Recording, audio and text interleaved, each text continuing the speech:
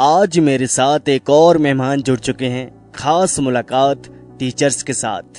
Radio Noida लुकमंच 91.2 FM पर मैं अमिताभ के साथ मेरा शो है खास मुलाकात टीचर्स के साथ। जैसा कि आपको पता है कि एग्जाम आने वाले हैं 10th और 12th वालों के, उन्हें बेहतर टिप्स देने के लिए मेरे साथ बहुत सारे टीचर्स आए, हिंदी, इंग्लिश एंड अब मैं बात करूंगा मैथ के टीचर से। उनका नाम है सिद्धार्थ तिवारी। सर, आपका बहुत बहुत स्वागत है मेरे शो में। Dear students, this is Siddharth Tiwari sir, और आज मैं आपको मैथ्स की कुछ टिप्स बताऊंगा जो आपके एग्जाम में काम आएंगी। इसमें कोई दो राहे वाली बात नहीं है कि मैथमेटिक्स एक डिफिकल्ट सब्जेक्ट माना जाता है, खास तौर से उन बच्चों के लिए जो कम पढ़ाई करते हैं या जिन्होंने अपनी जूनियर क्लासेस में मैथ्स पर ध्यान नहीं दिया।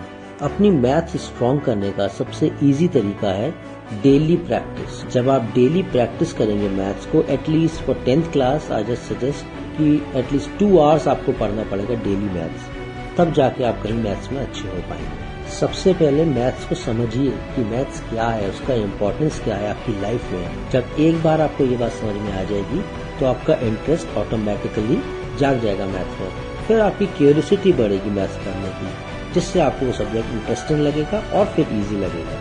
नेक्स्ट स्टेप है आप मैथ्स को एक सिस्टमेटिक तरीके से पढ़ें, स्टेप बाय स्टेप। जैसे आपकी सबसे पहला आपका वो रूल जो है वो आपकी बेसिक क्लियर होनी चाहिए मैथमेटिक्स की।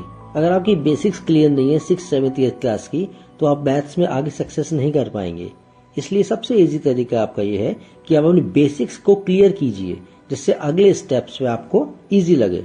अब मैथ्स आपका थ्योरी वाला सब्जेक्ट तो है नहीं, तो जितनी आप प्रैक्टिस करेंगे उतनी ही अच्छी आपकी मैथ्स हो जाएगी। नेक्स्ट स्टेप इज, आप जब भी कोई गेम खेलें तो कोशिश ये करिए कि वो गेम मैथ्स से रिलेटेड हो, जैसे कि चेस, सुडोकू। इन गेम्स को खेलने से होता क्या है कि हमारा दिमाग जो है वो शार्प होता है, और मैथमेटिक्स के लिए शार्प दिमाग बहुत फायदेमंद है। ज्यादा से ज्यादा सेल्फ स्टडी कीजिए। जो आपको क्लास में पढ़ाया गया है उसका रिविजन घर पे आके जरूर कीजिए। जो होमवर्क आपको मिला है स्कूल में वो जरूर कंप्लीट कीजिए। कंप्लीट करने के बाद उसको फिर से रिवाइज कीजिए। जो आप पहले पढ़ चुके हैं उसका रिवीजन कंटिन्यूअसली करते रहिए, या फिर अपने स्कूल में या फिर घर में, कभी भी जब आपका फ्री टाइम हो उसका रिवीजन जरूरी है। कुछ मैथ्स के फॉर्मूले होते हैं, उनको आप एक शीट पर लिख के अपनी स्टडी टेबल के सामने लगा लीजिए, और जितनी बार भी उसको क्रॉस करें आप उसको एक निगाह देख लीजिए और याद कर लीजिए कि फॉर्मूले कौन कौन से हैं।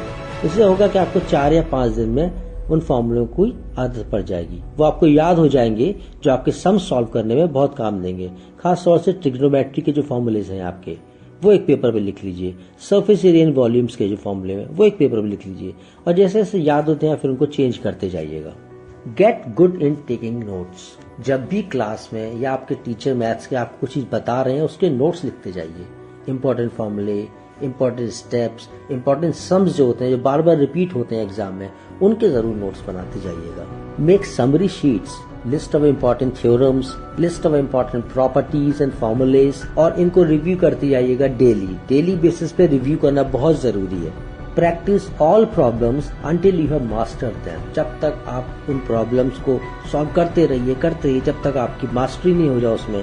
इतना अच्छे से समझ कर लीजिए, कोई दूसरा बच्चा अगर आपसे वो सम पूछे तो आप उसको अच्छे से एक्सप्लेन करके बता सकें, जैसे टीचर बताते हैं। Take a study break. जैसे आप मैथ्स करते करते बहुत ज्यादा टेंशन में आ जाते हैं कभी, तो थोड़ा सा ब्रेक ले लीजिए, कोई दूसरा सब्जेक्ट पढ़ लीजिए थोड़ी देर।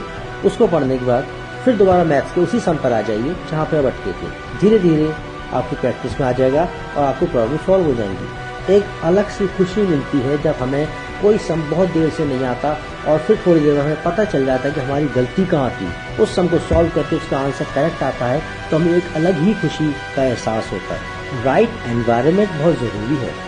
एक शांति की जगह जहाँ पे आप आराम से पढ़ सकें, जहाँ पे आपको कोई डिस्टर्ब ना करे।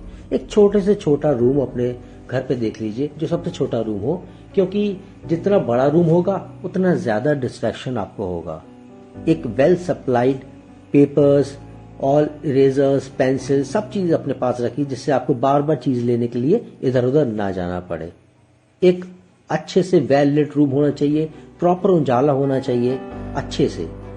कोशिश करिए कि अगर आप ग्रुप स्टडी में पढ़ें तो भी अच्छा होगा, क्योंकि 2-3 बच्चे अगर एक साथ पढ़ेंगे तो एक दूसरे की प्रॉब्लम को आराम से सॉल्व कर सकेंगे और थोड़ा कंपटीशन का माहौल भी बनेगा। आपके कॉन्सेप्ट्स क्लियर होने चाहिए, वही मैंने कहा बेसिक्स क्लियर होने चाहिए, तभी मैथ्स में आप आगे बढ़ सकते हैं। आपका कैलकुलेशन पार्ट अच्छा होना चाहिए। Remove all the calculators, all the mobiles, all the distractions from you और फिर मैथ्स पढ़ने बैठिएगा। प्लीज कैलकुलेटर से मैथ्स नहीं कीजिएगा, स्पेशली अप टू क्लास 10। सबसे पहले आप एग्जाम की तैयारी करने के लिए इजी चैप्टर्स पहले देखिए जो आपको बहुत अच्छे से आते हैं, उनमें मास्टरी कर लीजिए।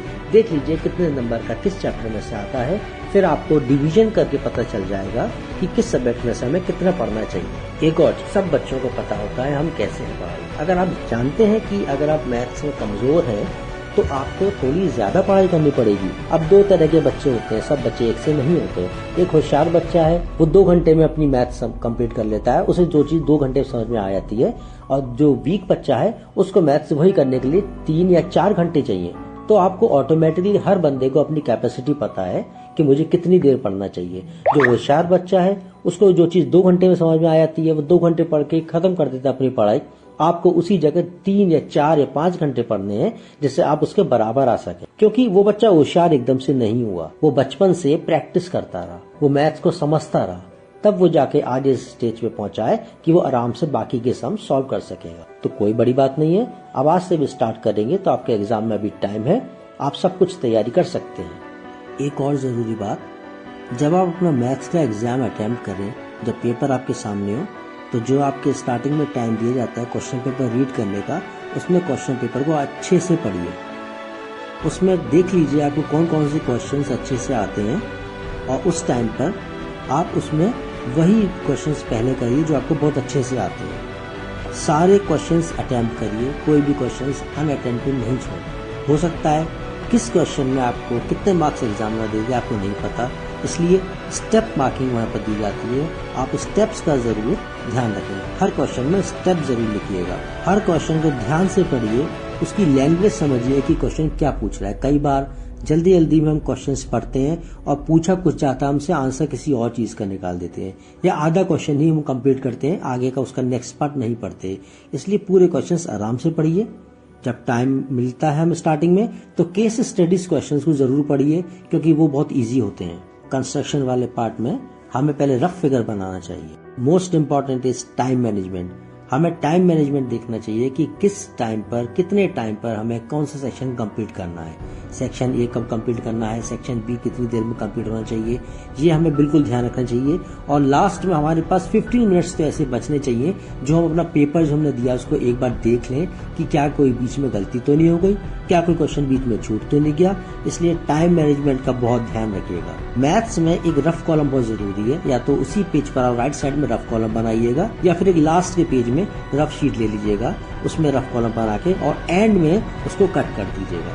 हाँ, एक बात बहुत जरूरी, अगर किसी क्वेश्चन में ऑप्शन दिया हुआ है, जैसे सेकंड क्वेश्चन है, उसमें आपको ए पार्ट या बी पार्ट दोनों में से एक पार्ट करना है, तो अगर आप सेकंड पार्ट ऑप्ट करते हैं या आपने गलती से फर्स्ट पार्ट ऑप्ट कर लिया लेकिन आपको लगता है ये गलत है और आपने सेकंड भी लिख दिया, तो एग्जामिनर वो क्वेश्चन चेक करेंगे जो आपने पहले अटेम्प्ट किया है। इसलिए आप पहले जो क्वेश्चन आपने करा है उसको आपको लगता है कि वो गलत है तो उसको काटना ना भूलें, क्योंकि अगर आपने नहीं काटा तो ये एग्जामिनर आपके पहला पार्ट आपका चेक करेंगे जो आपने किया है। हैंड राइटिंग पर ध्यान देना बहुत जरूरी है। साफ साफ आप लिखेंगे तो एक उसका अलग ही इंप्रेशन पड़ता है। And at last I would say कि एग्जाम देते समय drink plenty of water, stay cool, शांत दिमाग से एग्जाम दें, कोई भी हड़बड़ी ना करें, and solve the sums. So my dear students, all the best for your exams, upcoming exams, and here's thanking you, your teacher Mr. Siddharth Tiwari, mathematics teacher. Thank you. Sir आपका बहुत बहुत धन्यवाद हमसे बात करने के लिए, इतने बेहतर टिप्स देने के लिए, हमारे लिए समय निकालने के लिए।